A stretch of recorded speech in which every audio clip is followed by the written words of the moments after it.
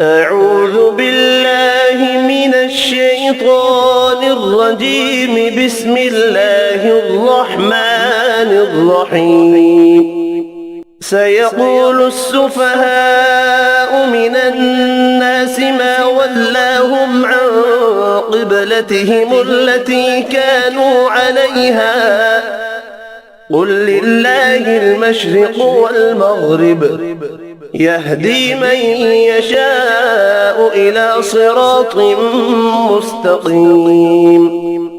وكذلك جعلناكم أمة وسطا لتكونوا شهداء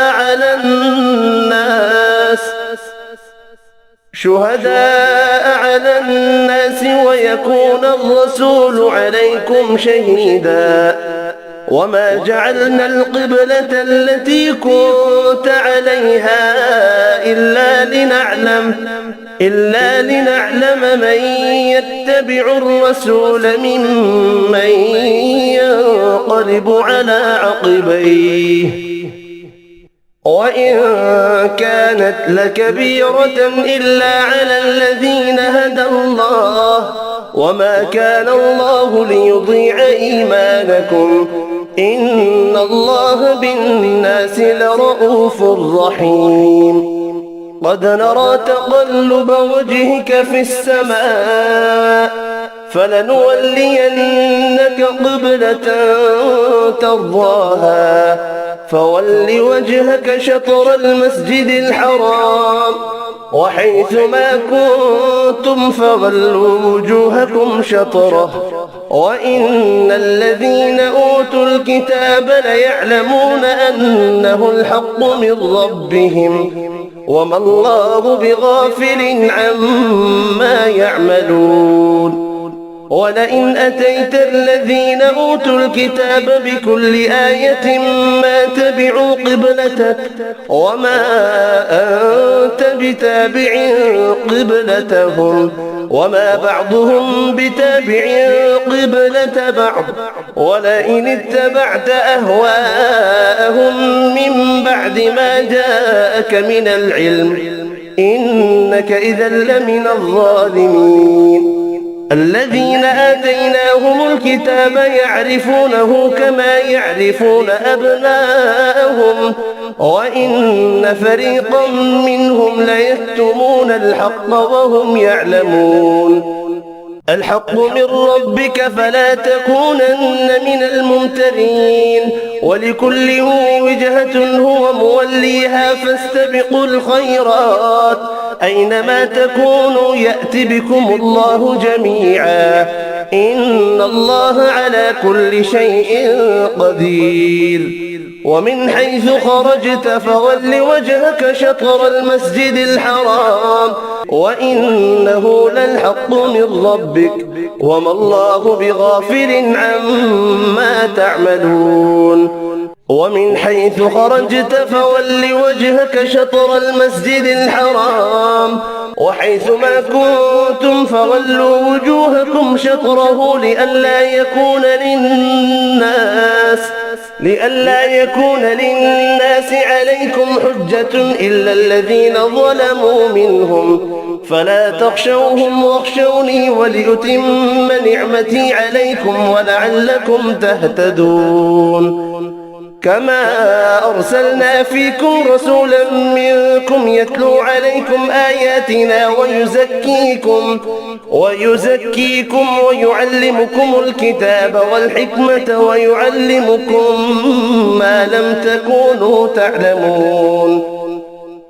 فاذكروني أذكركم واشكروا لي ولا تكفرون. يا أيها الذين آمنوا استعينوا بالصبر والصلاة إن الله مع الصابرين. ولا تقولوا لمن يقتل في سبيل الله أموات بل أحياء ولكن لا تشعرون. ولنبلونكم بشيء من الخوف والجوع ونقص من الأموال والأنفس والثمرات وبشر الصابرين الذين إذا أصابتهم مصيبة قالوا إنا لله وإنا إليه راجعون أولئك عليهم صلوات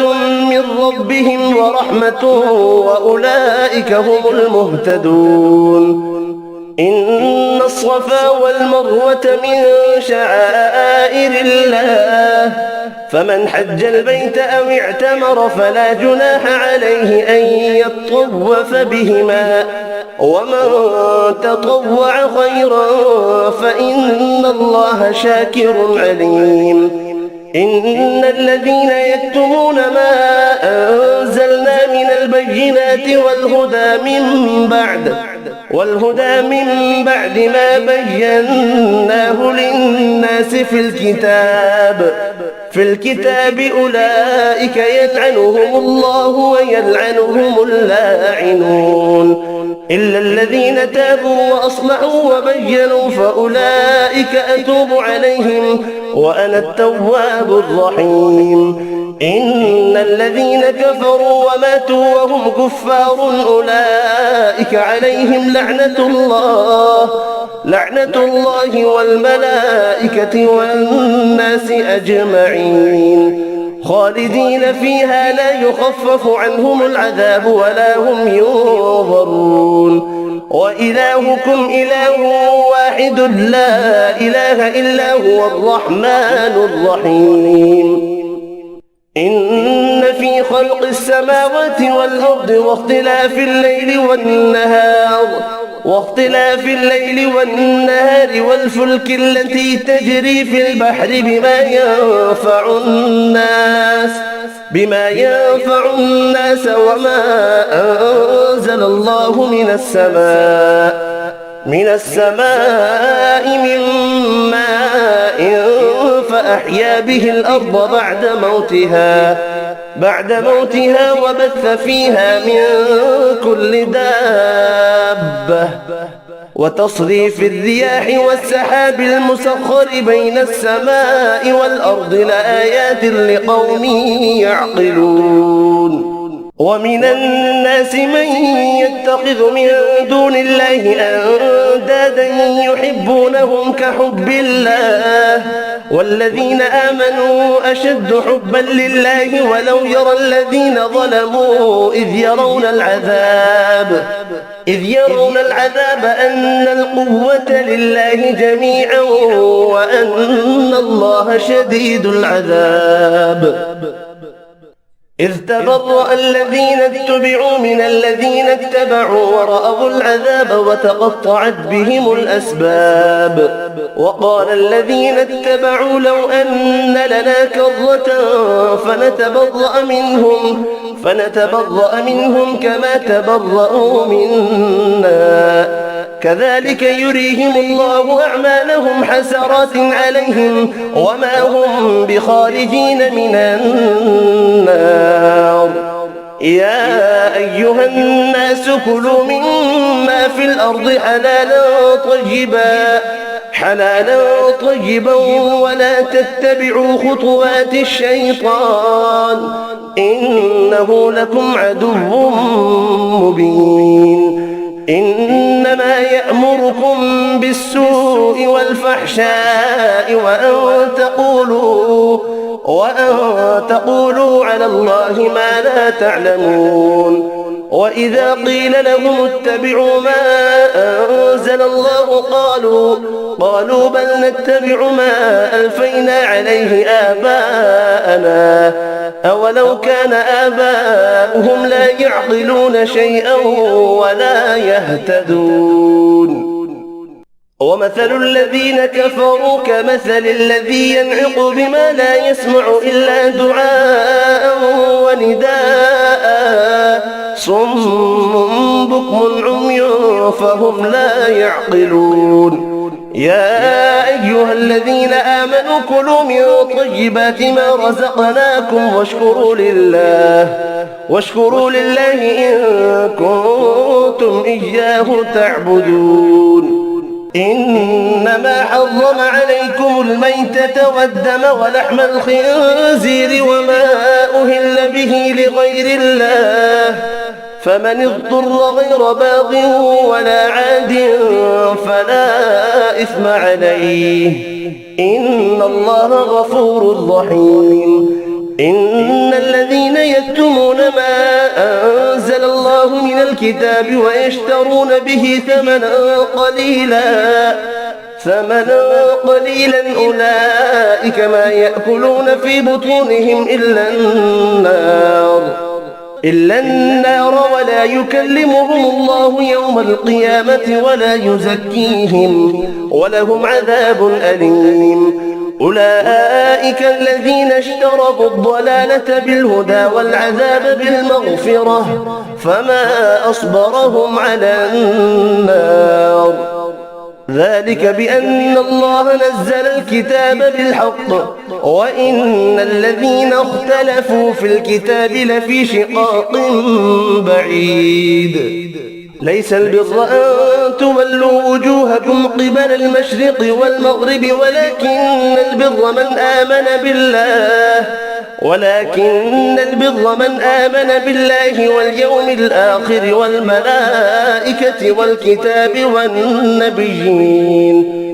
وآتى المال على حبه ذوي القربى واليتامى والمساكين وابن السبيل والسائلين وفي الرقاب وأقام الصلاة وآتى الزكاة والموفون بعهدهم إذا عاهدوا والصابرين في البأساء والضراء وحين البأس أولئك الذين صدقوا وأولئك هم المتقون. يا أيها الذين آمنوا كتب عليكم القصاص في القتلى الحر بالحر والعبد بالعبد والأنثى بالأنثى فمن عفي له من أخيه شيء فاتباع بالمعروف وأداء إليه بإحسان ذلك تخفيف من ربكم ورحمة فمن اعتدى بعد ذلك فله عذاب أليم. ولكم في القصاص حياة يا أولي الألباب لعلكم تتقون. كتب عليكم إذا حضر أحدكم الموت إن ترك خيرا الوصية للوالدين والأقربين بالمعروف حقا على المتقين فمن بدله بعدما سمعه فإنما إثمه على الذين يبدلونه إن الله سميع عليم. فمن خاف من موص جنفا أو إثما فأصلح بينهم فلا إثم عليه إن الله غفور رحيم. يا أيها الذين آمنوا كتب عليكم الصيام كما كتب على الذين من قبلكم لعلكم تتقون أياما معدودات فمن كان منكم مريضا أو على سفر فعدة من أيام أخر وعلى الذين يطيقونه فدية طعام مسكين فمن تطوع خيرا فهو خير له وأن تصوموا خير لكم إن كنتم تعلمون. شهر رمضان الذي أنزل فيه القرآن هدى للناس وبينات من الهدى والفرقان فمن شهد منكم الشهر فليصمه ومن كان مريضا أو على سفر فعدة من أيام أخر يريد الله بكم اليسر ولا يريد بكم العسر ولتكملوا العدة ولتكبروا الله على ما هداكم ولعلكم تشكرون. وإذا سألك عبادي عني فإني قريب أجيب دعوة الداع إذا دعاني فليستجيبوا لي وليؤمنوا بي لعلهم يرشدون. أحل لكم ليلة الصيام الرفث إلى نسائكم هن لباس لكم وأنتم لباس لهن علم الله أنكم كنتم تختانون أنفسكم فتاب عليكم وعفى عنكم فالآن باشروهن وابتغوا ما كتب الله لكم وكلوا واشربوا حتى يتبين لكم الخيط الأبيض من الخيط الأسود من الفجر ثم أتموا الصيام إلى الليل ولا تباشروهن وأنتم عاكفون في المساجد تلك حدود الله فلا تقربوها كذلك يبين الله آياته للناس لعلهم يتقون ولا تأكلوا أموالكم بينكم بالباطل وتدلوا بها إلى الحكام لتأكلوا فريقا من أموال الناس بالإثم وأنتم تعلمون يسألونك عن الأهلة قل هي مواقيت للناس والحج وليس البر بأن تأتوا البيوت من ظهورها ولكن البر من اتقى وأتوا البيوت من أبوابها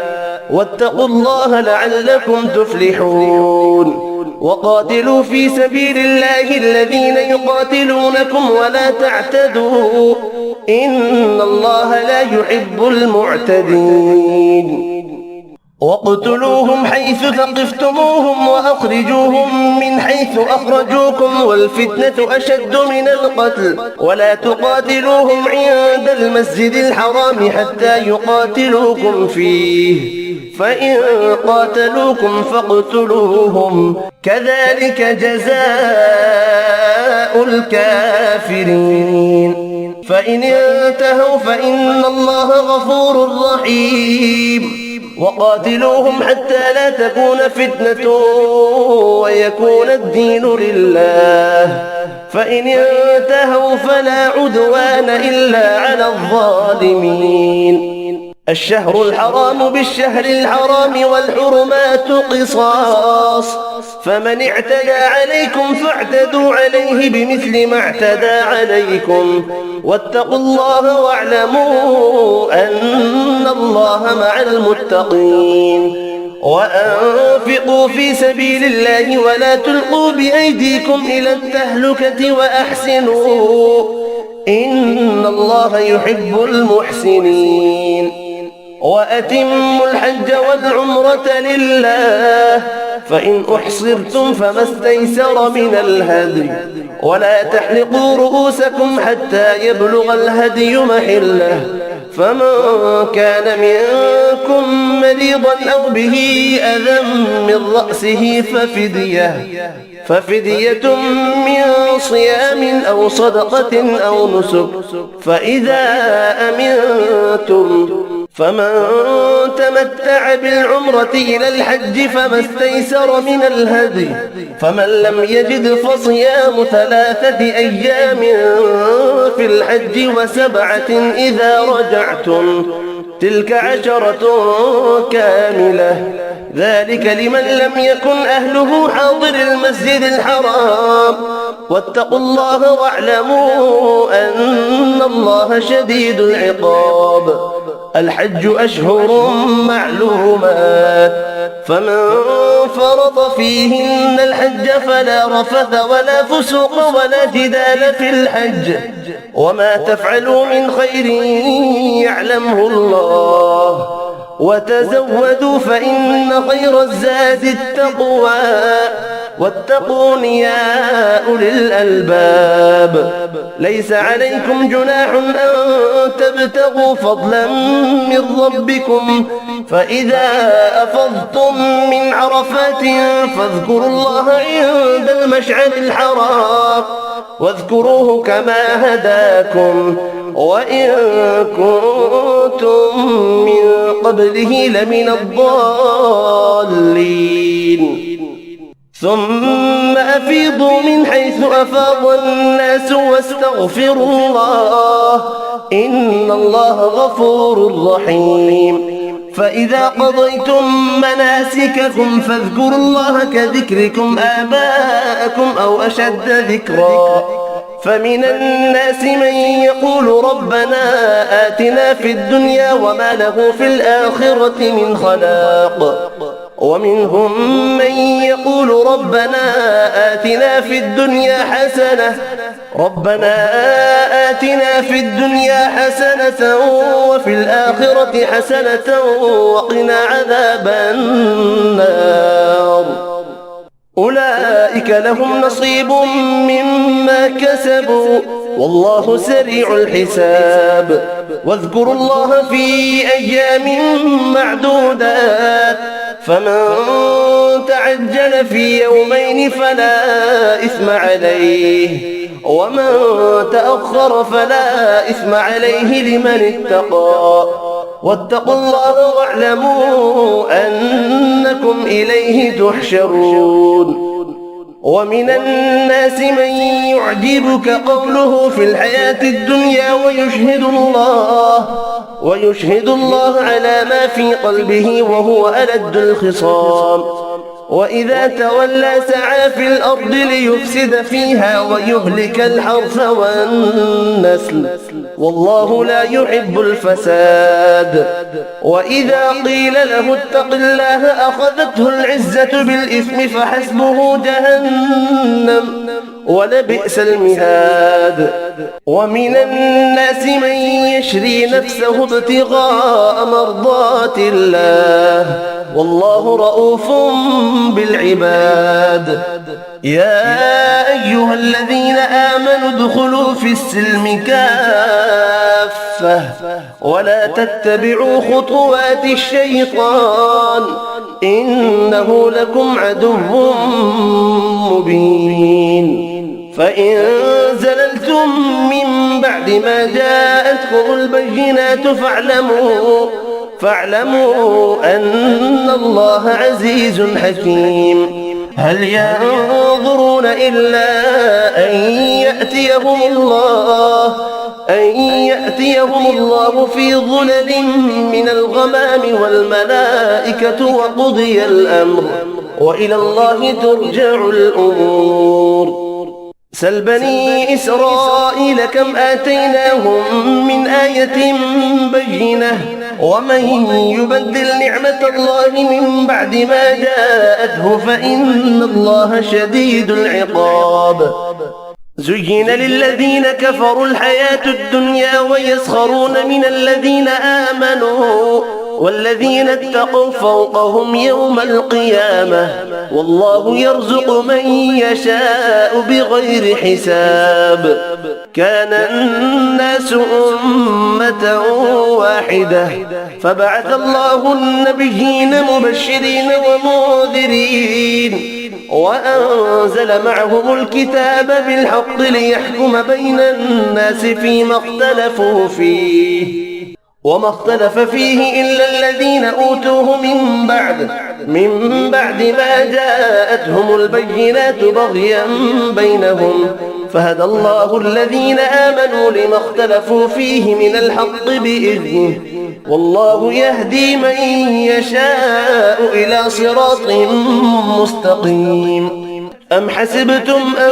تدخلوا الجنة ولما يأتكم مثل الذين خلوا من قبلكم مستهم البأساء والضراء وزلزلوا حتى يقول الرسول والذين آمنوا معه متى نصر الله ألا إن نصر الله قريب يسألونك ماذا ينفقون قل ما أنفقتم من خير فللوالدين والأقربين واليتامى والمساكين وابن السبيل وما تفعلوا من خير فإن الله به عليم كتب عليكم القتال وهو كره لكم وعسى أن تكرهوا شيئا وهو خير لكم وعسى أن تحبوا شيئا وهو شر لكم والله يعلم وأنتم لا تعلمون. يسألونك عن الشهر الحرام قتال فيه، قل قتال فيه كبير وصد عن سبيل الله وكفر به والمسجد الحرام وإخراج أهله منه أكبر عند الله والفتنة أكبر من القتل، ولا يزالون يقاتلونكم حتى يردوكم عن دينكم إن استطاعوا، ومن يرتدد منكم عن دينه فيمت وهو كافر فأولئك حبطت أعمالهم في الدنيا والآخرة وأولئك أصحاب النار هم فيها خالدون. إن الذين آمنوا والذين هاجروا وجاهدوا في سبيل الله أولئك يرجون رحمة الله والله غفور رحيم. يسألونك عن الخمر والميسر قل فيهما إثم كبير ومنافع للناس وإثمهما أكبر من نفعهما، ويسألونك ماذا ينفقون قل العفو كذلك يبين الله لكم الآيات لعلكم تتفكرون في الدنيا والآخرة. ويسألونك عن اليتامى قل إصلاح لهم خير وإن تخالطوهم فإخوانكم والله يعلم المفسد من المصلح ولو شاء الله لأعنتكم إن الله عزيز حكيم. ولا تنكحوا المشركات حتى يؤمنوا ولأمة مؤمنة خير من مشركة ولو أعجبتكم ولا تنكحوا المشركين حتى يؤمنوا ولعبد مؤمن خير من مشرك ولو أعجبكم أولئك يدعون إلى النار والله يدعو إلى الجنة والمغفرة بإذنه ويبين آياته للناس لعلهم يتذكرون. ويسألونك عن المحيض قل هو أذى فاعتزلوا النساء في المحيض ولا تقربوهن حتى يطهرن فإذا تطهرن فأتوهن من حيث أمركم الله إن الله يحب التوابين ويحب المتطهرين. نساؤكم حرث لكم فأتوا حرثكم أنى شئتم وقدموا لأنفسكم واتقوا الله واعلموا أنكم ملاقوه وبشر المؤمنين. ولا تجعلوا الله عرضة لأيمانكم أن تبروا وتتقوا وتصلحوا بين الناس والله سميع عليم. لا يؤاخذكم الله باللغو في أيمانكم ولكن يؤاخذكم بما كسبت قلوبكم والله غفور حليم. للذين يؤلون من نسائهم تربص 4 أشهر فإن فاءوا فإن الله غفور رحيم. وإن عزموا الطلاق فإن الله سميع عليم. والمطلقات يتربصن بأنفسهن 3 قروء ولا يحل لهن أن يكتمن ما خلق الله في أرحامهن إن كن يؤمن بالله واليوم الآخر وبعولتهن أحق بردهن في ذلك إن أرادوا إصلاحا ولهن مثل الذي عليهن بالمعروف وللرجال عليهن درجة والله عزيز حكيم. الطلاق 2 مرتان فإمساك بمعروف أو تسريح بإحسان ولا يحل لكم أن تأخذوا مما آتيتموهن شيئا إلا أن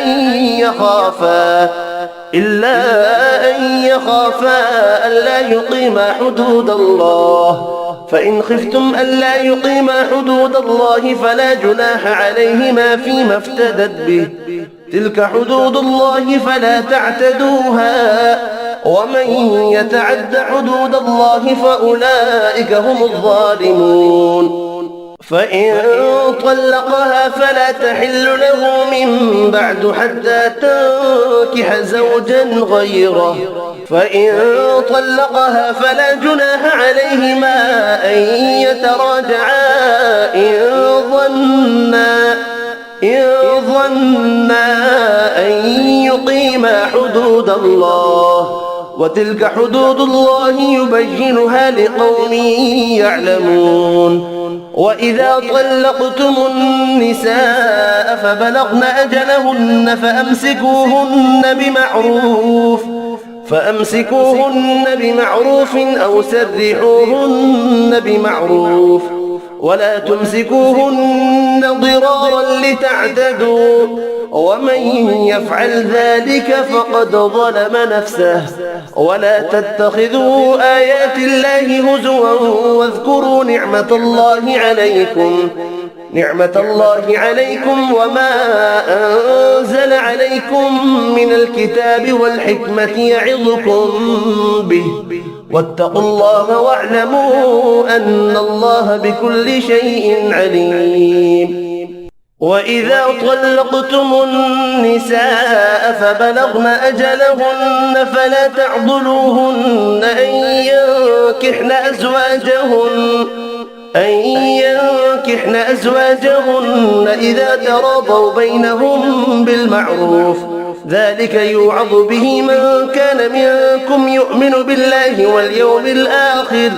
ذلكم أزكى لكم وأطهر، والله يعلم وأنتم لا تعلمون. والوالدات يرضعن أولادهن حولين كاملين لمن أراد أن يتم الرضاعة، وعلى المولود له رزقهن وكسوتهن بالمعروف، لا تكلف نفس إلا وسعها، لا تضار والدة بولدها ولا مولود له بولده، وعلى الوارث مثل ذلك، فإن أرادا فصالا عن تراض منهما وتشاور فلا جناح عليهما. وإن أردتم أن تسترضعوا أولادكم فلا جناح عليكم إذا سلمتم ما آتيتم بالمعروف، واتقوا الله واعلموا أن الله بما تعملون بصير. والذين يتوفون منكم فيذرون أزواجا يتربصن بأنفسهن 4 أشهر وعشرا، فإذا بلغن أجلهن فلا جناح عليكم فيما فعلن في أنفسهن بالمعروف، والله بما تعملون خبير. ولا جناح عليكم فيما عرضتم به من خطبة النساء أو أكننتم في أنفسكم، علم الله أنكم ستذكرونهن ولكن لا تواعدوهن سرا إلا أن تقولوا قولا معروفا، ولا تعزموا عقدة النكاح حتى يبلغ الكتاب أجله، واعلموا أن الله يعلم ما في أنفسكم فاحذروه، واعلموا أن الله غفور حليم. لا جناح عليكم إن طلقتم النساء ما لم تمسوهن أو تفرضوا لهن فريضة، ومتعوهن على الموسع قدره وعلى المقتر قدره متاعا بالمعروف حقا على المحسنين. وإن طلقتموهن من قبل أن تمسوهن وقد فرضتم لهن فريضة فنصف ما فرضتم إلا أن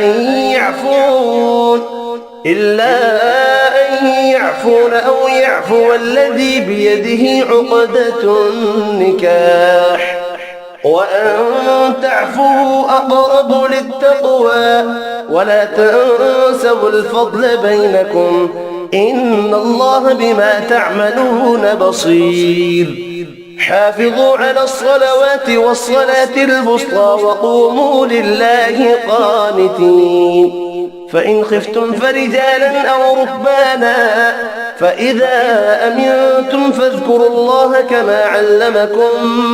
ما لم تكونوا تعلمون والذين يتوفون منكم ويذرون أزواجا وصية لأزواجهم متاعا إلى الحول غير إخراج فإن خرجن فلا جناح عليكم فيما فعلن في أنفسهن من معروف والله عزيز حكيم وللمطلقات متاع بالمعروف حقا على المتقين كذلك يبين الله لكم آياته لعلكم تعقلون ألم تر إلى الذين خرجوا من ديارهم وهم ألوف حذر الموت فقال لهم الله موتوا ثم أحياهم